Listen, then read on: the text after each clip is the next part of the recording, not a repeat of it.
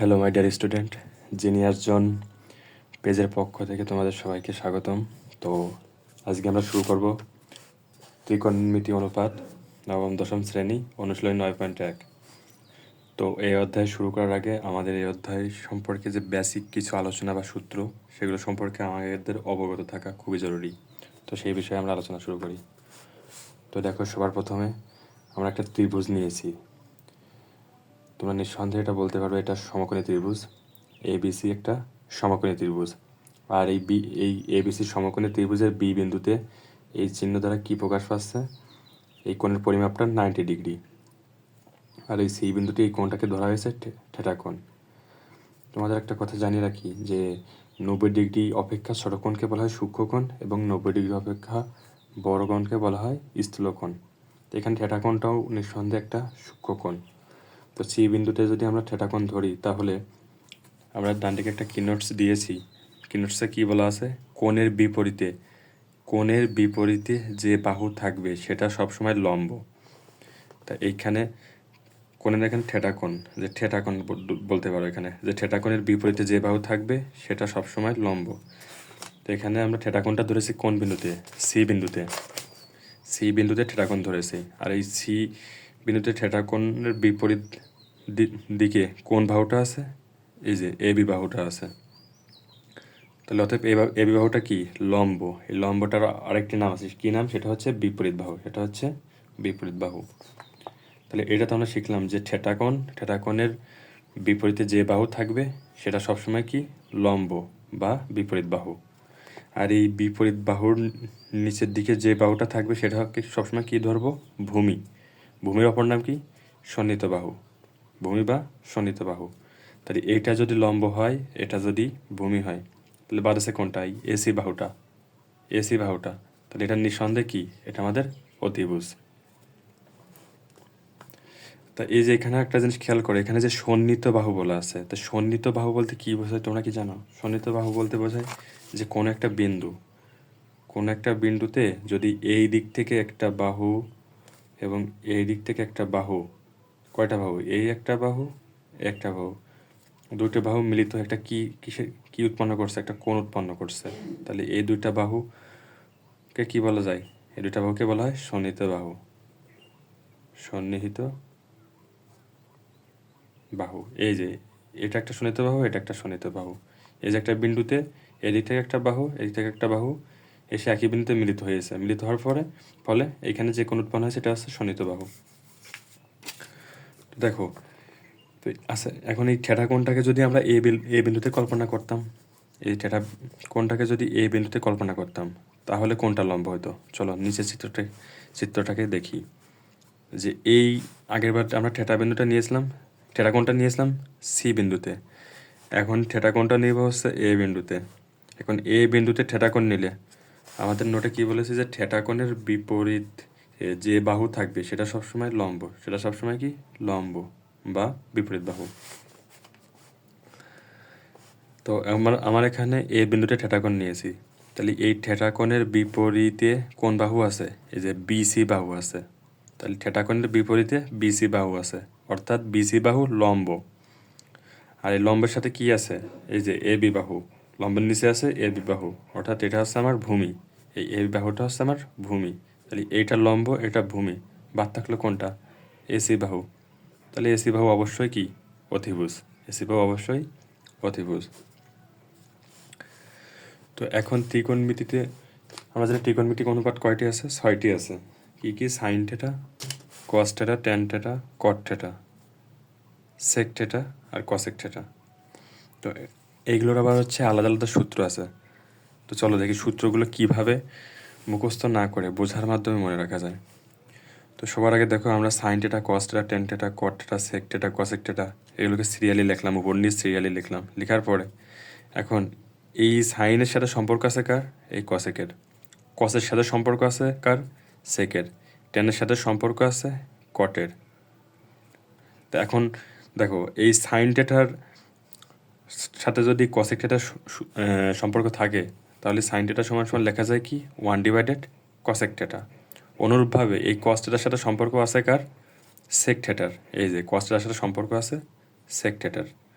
এই চিহ্নের মাধ্যমে আমরা বুঝিয়েছি কার সাথে কার সম্পর্ক আছে।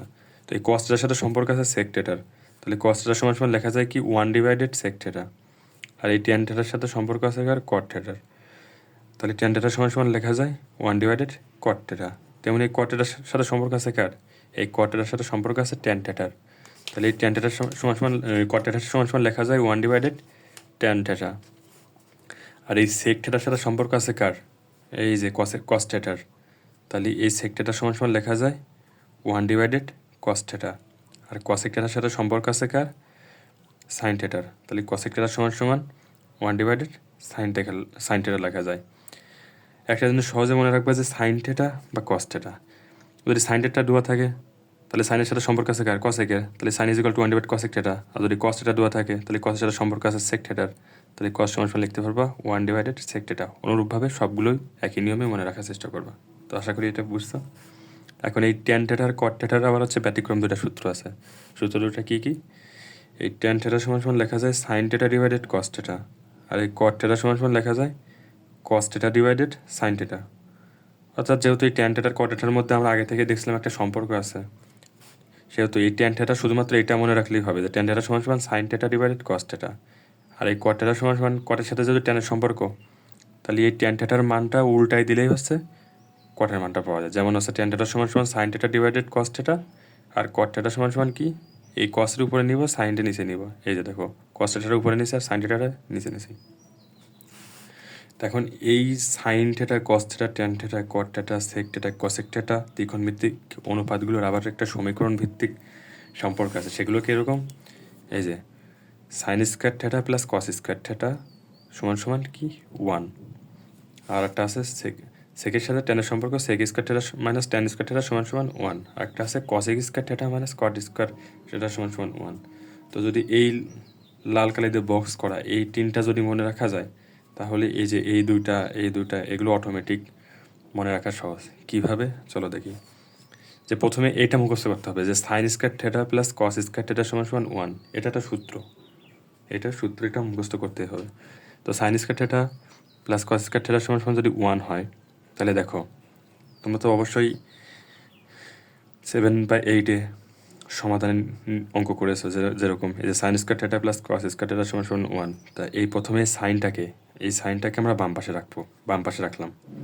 আর এই কস স্কোয়ার থিটাটা আমরা এই সমান সমানের ওই পাশে নিয়ে গেলাম। তাহলে দেখো এই সাইনটা আমরা বাম পাশে রাখলাম আর এই প্লাস কস স্কোয়ার থিটাটা সমান সমানের ওই পাশে নিয়ে যাব।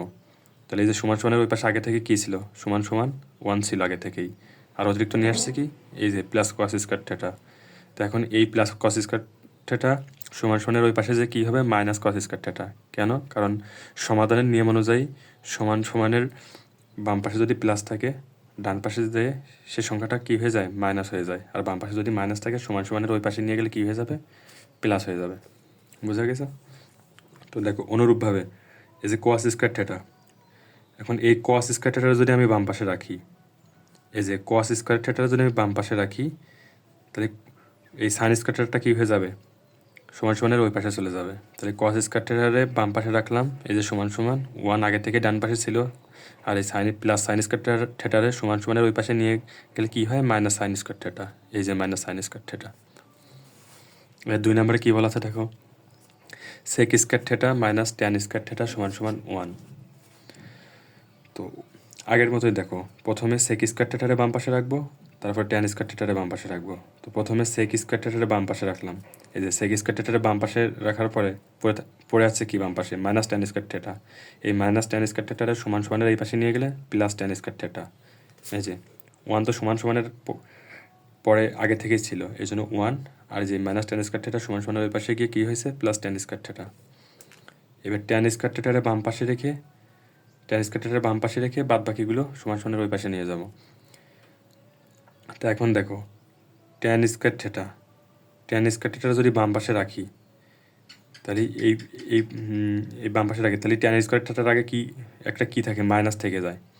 এই জন্য আমরা কী করবো, এই ট্যান স্কোয়ার থিটারে ডান পাশে নিয়ে যাব, আর এই 1 রে বাম পাশে নিয়ে আসবো। তাহলে আমার কী হবে, ট্যান স্কোয়ার মানটা বেরোবে, যেরকম এই দেখো এখানে লেখা আছে sec square theta minus tan square theta সমান সমান 1। এখন যদি আমরা হচ্ছে এই মাইনাস ট্যান স্কোয়ার থিটাটা যদি বাম পাশে রাখি, তাহলে এই 1 থাকে, আর এই সেক স্কোয়ার থিটা এই পাশে যে কী হয়, মাইনাস সেক স্কোয়ার থিটা। কিন্তু আমার টেনের আগে একটা অতিরিক্ত মাইনাস চলে আসতেছে, এই জন্য আমরা কী করবো, এই ট্যানটা আগে এই পাশে নেব, আর এই মাইনাসরে এই পাশে নেব, এই সমান সমানের এই পাশে নেব। তো দেখো এই ট্যান থিটার যেহেতু আমরা ট্যান স্কোয়ার থিটার মান বের করবো, ট্যান স্কোয়ার থিটার মান বের করবো, সেহেতু ট্যান স্কোয়ার থিটা আমরা বাম পাশে রাখলাম, ট্যান স্কোয়ার থিটার বাম পাশে রাখলাম। আর এই এই ট্যান স্কোয়ার থিটার ডান পাশে নিলাম। ডান পাশে নেওয়ার ফলে এই বাম পাশে কী ছিল আগে থেকেই, সেক স্কোয়ার থিটা, আর এই 1টা সমান সমান এই পাশে কী হবে, -1। তাহলে অতএব ট্যান স্কোয়ার থিটা সমান সমান সেক স্কোয়ার থিটা -1। আশা করি বুঝছো এটা। তো এবার 3 নাম্বারটা দেখো, cosec square theta minus cot square theta সমান সমান 1।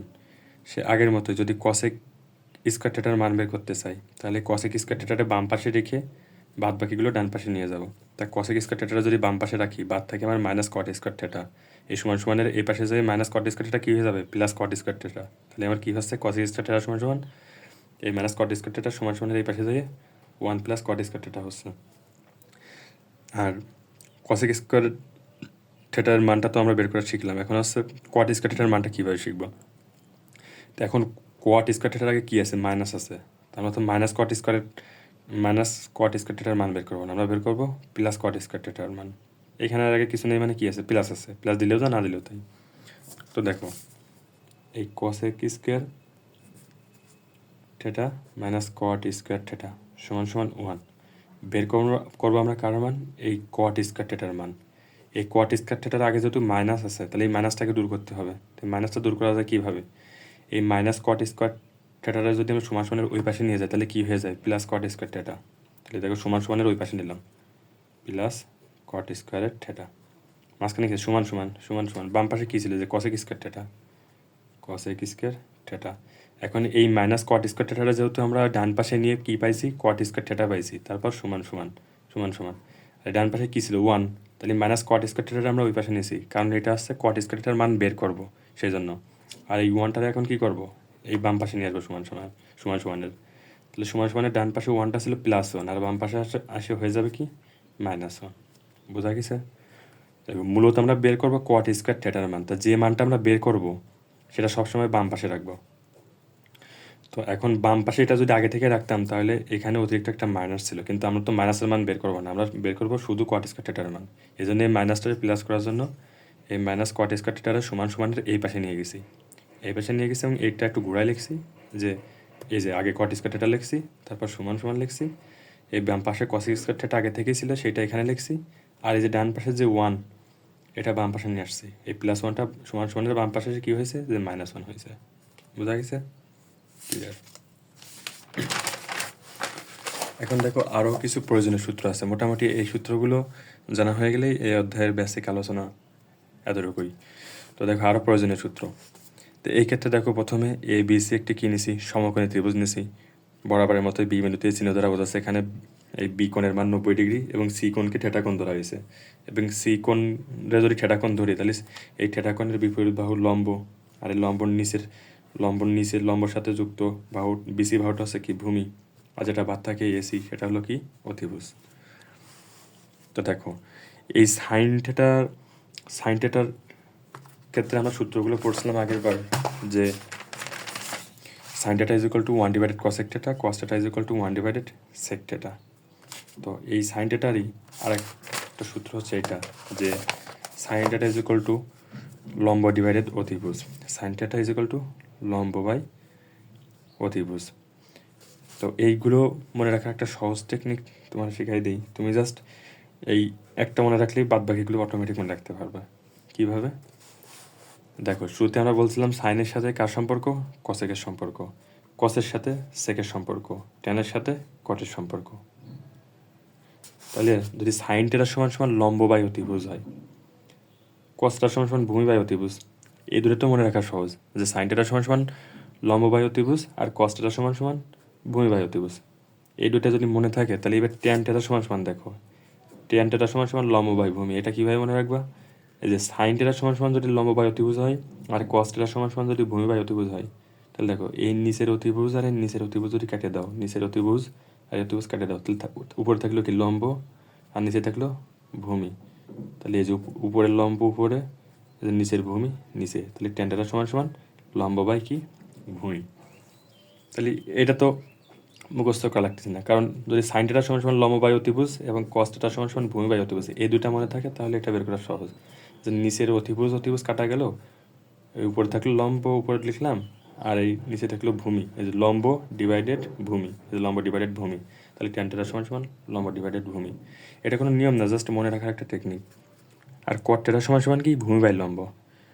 আমি ভিডিও শুরুতেই বলছিলাম যে এই ট্যানের সাথে কার সম্পর্ক, ট্যানের সাথে কটের সম্পর্ক, এই ট্যানের সাথে কটের সম্পর্ক। তাহলে tan θ সমান সমান যদি লম্ব বাই ভূমি হয়, তাহলে cot θ সমান সমান জাস্ট এটা উল্টায় দাও, যে ভূমির নিচে ছিল, এখন কটের ক্ষেত্রে ভূমি উপরে যাবে আর লম্বটা হচ্ছে নিচে আসবে। তাহলে tan θ সমান সমান লম্ব বাই ভূমি হলে cot θ সমান সমান ভূমি বাই লম্ব। আর এটা তো সহজ হয়ে গেল। আর sec θ, সেকের সাথে কার সম্পর্ক, সেকের সাথে কার সম্পর্ক, কসের সম্পর্ক। তা কস তো তুমি শুরু থেকে মুখস্থ করছো যে ভূমি বাই অতিভুজ, কস সমান সমান যদি ভূমি বাই অতিভুজ হয়, তাহলে কসের সাথে যদি সেকের সম্পর্ক, তাহলে এই কসের এই মানটা উল্টায় দাও। উল্টায় দাও বলতে এই অতিভুজ নিচে ছিল উপরে দাও, আর ভূমি উপরে ছিল নিচে দাও, এই যে অতিভুজ বাই ভূমি। ক্লিয়ার? আর বাদ থাকলো কি কসেক θ, এই যে কসেকের সাথে কার সম্পর্ক, সাইনের সম্পর্ক। তা সাইন θ সমান সমান আমরা জানি লম্ব বাই অতিভুজ, তাহলে সাইন θ সাথে যেহেতু কসেক θ সম্পর্ক, সেহেতু এই সাইন θ যে লম্ব বাই অতিভুজ মানটা, এটা উল্টায় দিলে কার মান বের হয়, কসেক θ মান বের হয়। এই যে সাইন θ ক্ষেত্রে লম্ব ডিভাইডেড অতিভুজ ছিল, আর কসেক θ ক্ষেত্রে উপরের লম্বটা নিচে চলে আসছে আর নিচের অতিভুজটা উপরে চলে আসছে। অর্থাৎ সাইন θ সমান সমান লম্ব বাই অতিভুজ আর cos θ সমান সমান অতিভুজ বাই লম্ব। অর্থাৎ যার সাথে যার সম্পর্ক তার মানগুলো উল্টায় দিলেই বের হয়ে যায়। যেমন সাইন θ সাথে cosec θ সম্পর্ক, তো সাইন θ মান যদি লম্ব বাই অতিভুজ হয়, তাহলে cosec θ মান এটা উল্টায় দিলে হয়ে যায়, যেমন অতিভুজ বাই লম্ব। ক্লিয়ার? তো আজকে এই পর্যন্তই। পরবর্তী ক্লাসের জন্য ভিডিওটি লাইক, কমেন্ট এবং শেয়ার করো।